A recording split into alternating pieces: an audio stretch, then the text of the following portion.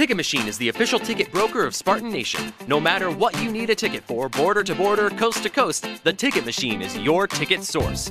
So whether you need to get into the hottest concerts, the best sporting events, you want the best seats in the house, or you just want to get in the door, when you want to go to any event that requires a ticket, anywhere, border to border, coast to coast, it's always theticketmachine.com. Theticketmachine.com, 517-655-3201. Check it out today at theticketmachine.com.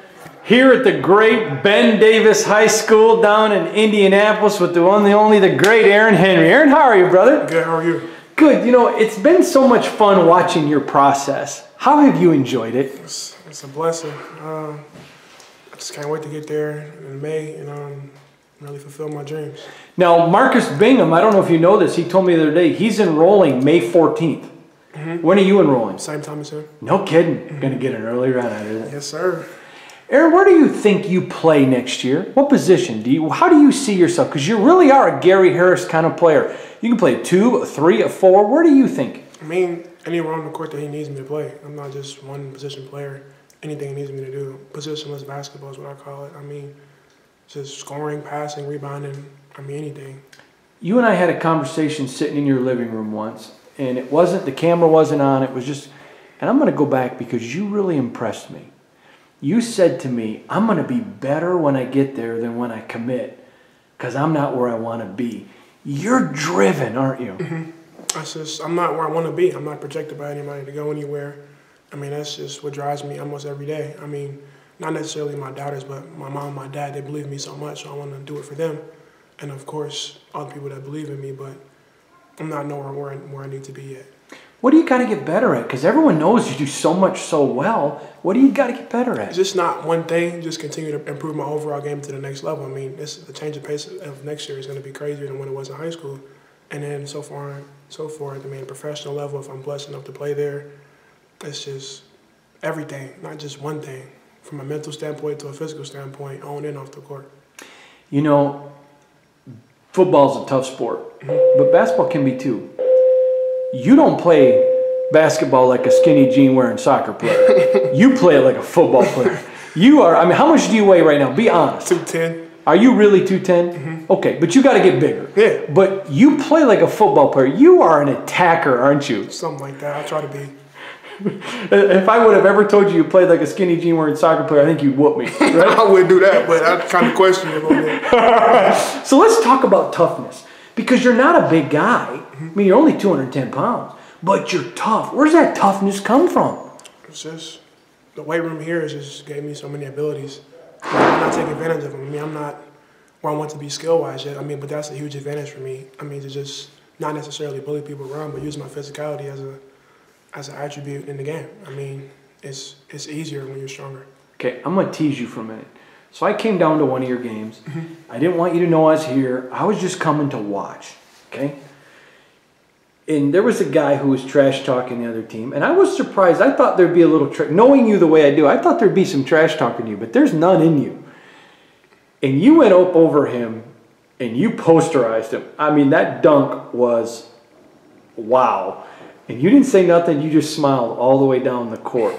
What is that moment like? Because look, I'm never going to know what the moment is to feel like I float. If I jumped and got an inch off the ground, brother, that's air for me. What does it feel like to float in that moment when you're going over somebody for the monster slam? Just 2 points for my team. As long as it's added to the team, I mean, I'm fine with that. Just wanted to win the game. Okay, that's what I'm getting at. There's no flash in you, is there? Not me. Nah, not really. Just want to win. Awesome. I got to ask you about your parents because I've met your family. What a precious family you have. God has been so good. God's been really good to you, Aaron. Yes. So you come from a family, your parents, your whole family's humble. It isn't look at us. It isn't, your mom and dad were never about, we've got a star athlete for a son. They never stopped being parents. What is it about your family? Because I think your humility and grace really comes from your parents. Well, if they had to be that, it'd be more towards my brother because I always felt like he had the upper hand in everything in my house. Well, not my house, my parents' house. He always had to do the chores. He never used to get caught with anything. I used to hate that the most, but I mean, that's just how we were raised. That's how they were raised as well. I mean, we come from a good background, originally not from Indianapolis, from Louisville, but I mean, that's just how we were raised. And not being humble or not having humility is just, that's how you get smacked. That's a great way to look at it. I want to, you know this, Aaron, because you're a great player.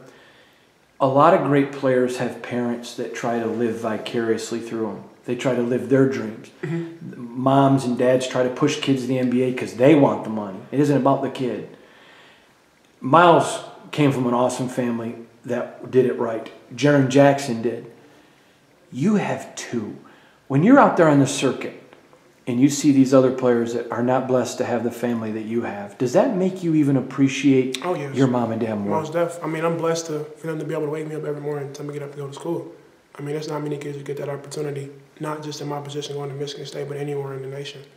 I mean, two-parent household, I mean, it's a small chance of that these days. And I'm blessed to have two parents that love me and clothe me and have bills that are paid for me and just to live life. I mean, there's not many people who get that opportunity. So people don't take advantage of that, not take advantage of it. People don't appreciate that as much as I do. So I try to. I mean, any set of parents is going to annoy you somehow or anything, but they know I love them at the end of the day. That's awesome. I always ask players, what does being a Spartan mean to you? And I'm going to ask you that when we end this interview. But I've always wanted to ask you, what's being a Henry mean to you? It's a lot. I come from a line of Henrys where sports is just huge, and who's the best Henry? That's the conversation at all the reunions. That's the conversation at all the get-togethers when we sit down and eat. And who's the best Henry? I could beat you at this game. I could beat you at that. But outside of that, it's just not my love. I mean, I haven't been down there in a while in Louisville to see my family. You know, I need to get down there before I go, but that's just what it is. I mean, there's a lot of good Henrys in our family. You're one of the most. Now, here's the thing. A lot of people don't know you, so they just see you on the court where you're fiercely competitive. Off the court, every dad wants you to date their daughter because you're such a good guy. You're humble. There's no ego. But on that court, you are fiercely competitive. Is that maybe where you are the most like Izzo? Is that you're both just so competitive? That's why we see so much eye to eye. Off the court, the nicest guys you can meet, but on the court, I don't have any friends. If you're not the other 4 people on my team, I don't know you. I don't like you. I don't care for you. But off the court, I know you. I like you. I want to get to know you. Well, I have no friends on the basketball court. Spartan legend, NBA great Gary Harris is a good friend of yours. We love Gary. And he was a mentor, didn't push you to Michigan State, wanted you to do your own decision. But now that you've made the choice, what advice has he given you about the adjustment to Michigan State? Just go in and be the hardest worker. Nobody should outwork you. I mean, of course, those are my teammates, but I'm competing every day for a spot. I'm competing every day to win. I mean, obviously, we were projected last year to win a national championship. That didn't happen, so I'm going in right away to pick that up, pick the same energy up, and make sure we can at least be projected again, but actually fulfill the achievement. I want to go back to earlier this year when you and I visited when you were at Breslin Center. And Miles and Jaren, of course, they all love you. But it was the first time I saw you in a brotherhood situation. And when you came on the court and the Izzo started chanting, Aaron, Henry, and I think it shocked you. You're so humble. I don't think you expected it. What was that moment like? Well, like being here, there's not really a student section at Ben Davis. As much as I really one-on-one. Even when I was winning state last year, there was never that student body that just led chants in the crowd or whatever. I mean, we had one in the state game, but throughout the year when we had big games, it wasn't one. So just hearing that, it was like, wow, like I get to come here and play next year. Like, how blessed am I? One of those type moments, like just crazy. You never imagine it. So I teased you, and I'm going to tease you, but I teased Gabe Brown about the same situation. Miles is coming down on the wing. Cassius Winston throws up a beautiful lob and just jammed it home. And you and Gabe went crazy. I've never seen you show that emotion on the court when you do it. But you and him went crazy. So I have to ask. I asked him about it. He remembered it. Have you thought about what it's going to be like?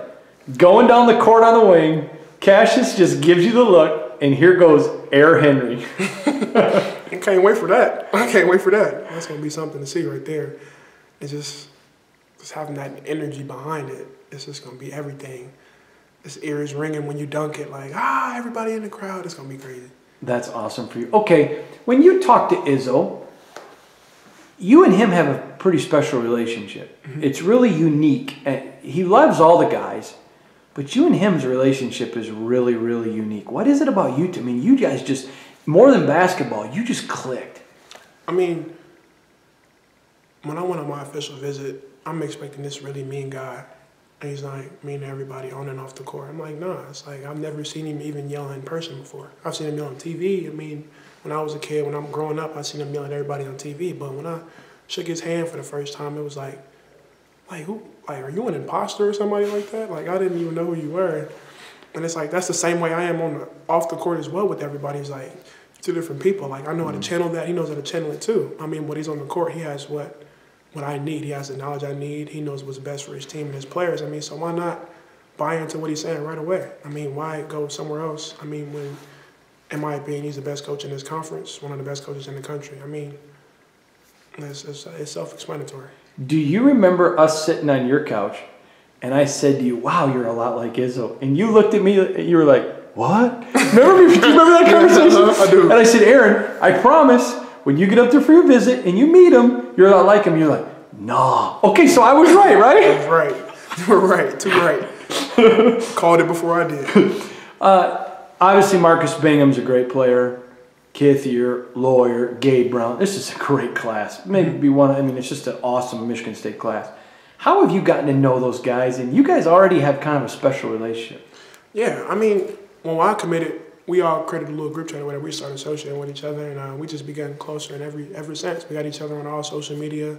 We just chit-chat with each other, see how we're doing, checking up on each other. I mean, when we get up there May 14th, we just can't wait to work. That's what we talk about all the time, like getting better consistently. I mean, achieving that goal. I just want to win. I'm here to win, so the rest is going to take care of itself. I'm going to do whatever it takes to just win. Well, I want to correct one thing, because I know what you mean, but the listeners aren't. I remember off camera you telling me what a degree would mean to you. And I don't think people understand. You are a basketball player, but you are all business in the classroom. There is no play with you. And when you say win, I think you include a degree in that. I did. I mean, if the professional level doesn't present itself towards me, I mean, that's the first thing that my parents always put in me was get that degree. That's the thing I need the most. I mean, somebody can take the basketball away from me, but you cannot take my knowledge away from me, my education. That's key. That's been drilled into me since I was little. And if, like I said, if the NBA or overseas doesn't work out, I'll be getting my degree in some field. I don't know what it is yet, but it'll be that. Man, you're blessed to have the parents you do, brother. I know. All right, last question. What does being a Spartan mean to Aaron Henry? It's everything. It's a long line of Spartans. That's a long line. Hopefully I could be one of the greatest. Hopefully I could be labeled as a winner, somebody who cared the most, somebody who's just loving and just knows everyone will speak to everybody. Last question I got to ask you, and I waited because I did not want to ask you on radio. I didn't want to ask you over the phone. I wanted to ask you in person. When you were up at Michigan State the last time at the Breslin Center, there was a moment you came on the court, you visited me, then you stood on the court and you're watching the guys warm up. And you looked up at the rafters. Magic Johnson, all of the great ones. And you stared at that. Aaron, I mean, I don't know how long you stood. And I was like, wow. Were you dreaming about one day Aaron Henry's name hanging on the rafters, brother? I think about that every day. That's all I think about. Hopefully it's not an individual banner. Hopefully it's a banner, it's a national championship banner, but being considered one of the greatest at Michigan State is a huge goal of mine. Thinking about all who's came through there, all the millionaires that's came through there, all the professionals, all conference teams, all national teams, you name it. I mean, just to be considered to be one of those is a huge goal for me. God, you play basketball like a football player, and I love it. I love you, brother. Thanks for always being so good to me. Sir.